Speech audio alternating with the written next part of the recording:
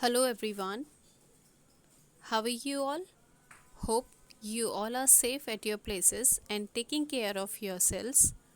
Students, this is Priyanka here, and once again I welcome you all to your online session of English grammar. Students, as our summer breaks are over now, so we are supposed to back to the study, right? But before starting today's class, I just want to ask you about the holiday homework. Students, I hope you all have done your holiday homework which was given to you.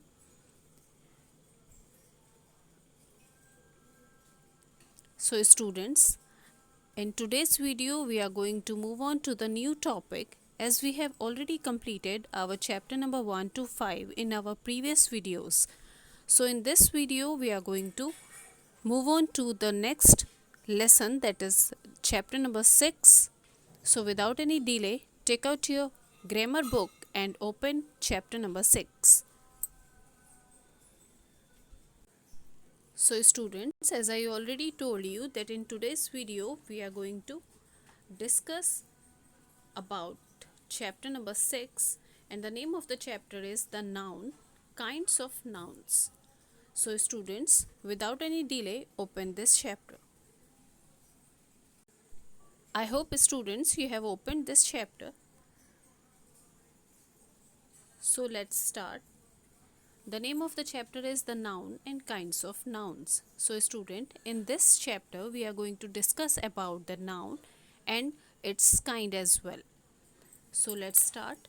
Look at the picture and read the sentence below each. As we can see, some pictures have been given here, and below each picture some sentences also there.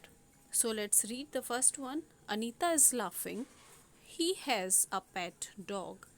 They live in Delhi and he writes with a pen. Students, in sentence 1, the word Anita is the name of a person. In the second one, dog is the name of an animal. And in third one, Delhi is the name of a place. And the last is pen is the name of a thing. So, first of all, I'll tell you what the nouns are. Words which are used as the name of people, places, animals or things are called nouns, right? So, in the first one, Anita is the name of a person, and dog is the name of animal, Delhi is the name of a place, and pen is the name of a thing. So, these all are called the nouns. Clear? Now, we are going to move on to its kind. So students, these are the kinds of nouns which we are going to discuss in this chapter. And the first kind is proper noun, then common noun, abstract noun, collective noun and material noun. Clear? So let's start with the common noun. So first of all, I'll tell you about the common nouns. Okay, what the common nouns are? The common nouns are the names of persons, animals, places or things of the same kind. Okay, let's clear it with the help of the examples. Okay, so you turn the page. So here are some examples. All the person's name, like actor, doctor, farmer, joker and king. So these are the common names. Okay, now come to the animals like bull, cat, dog, fox and lion. Then places like airport, bank, church, factory and park. And the last is all the things name also will go in common noun, right? Like Almira, book, computer, desk and eraser. I hope students this kind is clear to you. Now come to the next kind, that is proper noun. Now first of all, I'll tell you what the proper nouns are. So proper nouns are the particular names given to the certain common nouns. Means when we give some particular names to some certain common noun, they are called proper noun, and they always begin with the capital letter. The following words are regarded as proper nouns. So look at some proper nouns like names of people. Rajiv Gandhi and Kishore Kumar. Names of countries like India, China, and names of the city like Delhi, Agra, and names of the days of the week like Sunday, Monday, Tuesday, and so on.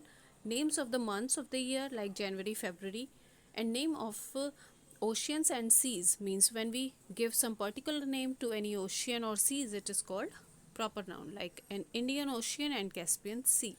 Next, names of river, the Yamuna, the Amazon. Names of historical monuments like Taj Mahal and the Red Fort, and names of the festival Budh Purnima and Diwali, and names of special days like Independence Day and Republic Day. So these all are called the proper nouns. Okay. Now come to the next kind, that is collective nouns. So what the collective nouns? Collective nouns are words for groups of people, animals and things. So students, when we use some words for group of people, animal or things, they are called collective nouns. Okay. Like army. What is army? A group of soldiers. Next, bouquet, a group of flowers. Then bunch, a group of keys or grapes. Then it is crew, a group of sailor. Then crowd, a group of people. And fleet, a group of ship. Now on next page, flock, it is a group of birds or sheep. Herd, a group of cattle. Jury, a group of people giving a decision. Team, a group of players. Pride, a group of lions. And school or shoal is a group of fish. Now come to the next one, that is abstract noun. And what the abstract nouns are? Abstract nouns are words for feelings that cannot be seen or touched. The following are regarded as abstract noun. Students, the words for feeling means that we cannot see nor touched is supposed to be as a abstract noun. Okay, like name of a quality, mercy or bravery, name of an action, smile and cry, name of a state, health and adulthood, and name of the arts or science like grammar or literature. So these are the examples of abstract noun. Now come to the next kind, that is material nouns. And what the material nouns are? Material nouns are the words for the substance from which different objects are prepared. Okay, for example, brass, cement, diamond, glass, gold, iron, paper, plastic, silver, and stone. So students, a material noun is the name of substance from which objects are prepared. Okay, another classification of noun is whether they are countable or uncountable.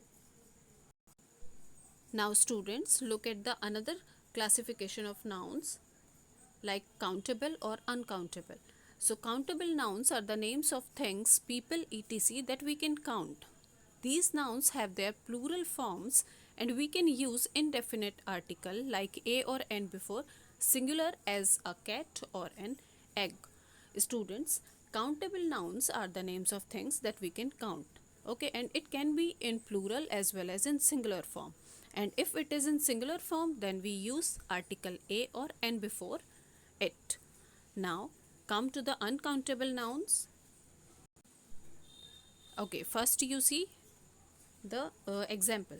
Here singular boy, boys, cat, cats, dog, dogs, egg, eggs, fan, fence, and girl, girls, hut, huts, inn, ends, jug, it is jugs, key and keys. So countable nouns can be in singular as well as plural form.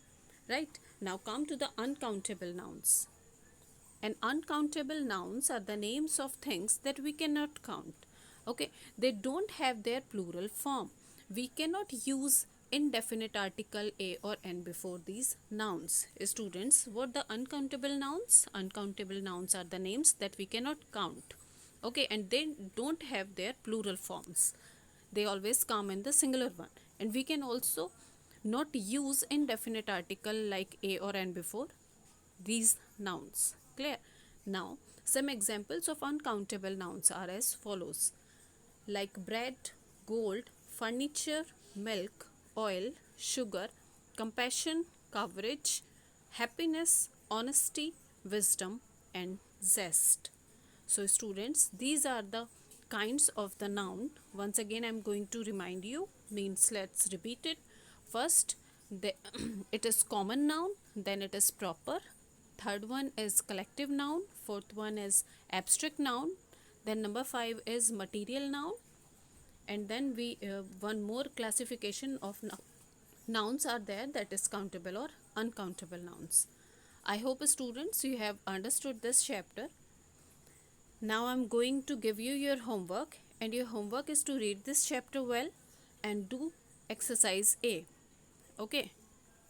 And what you are supposed to do in exercise A, read the following sentence having nouns and color and write whether they are common, proper, collective, or abstract or material.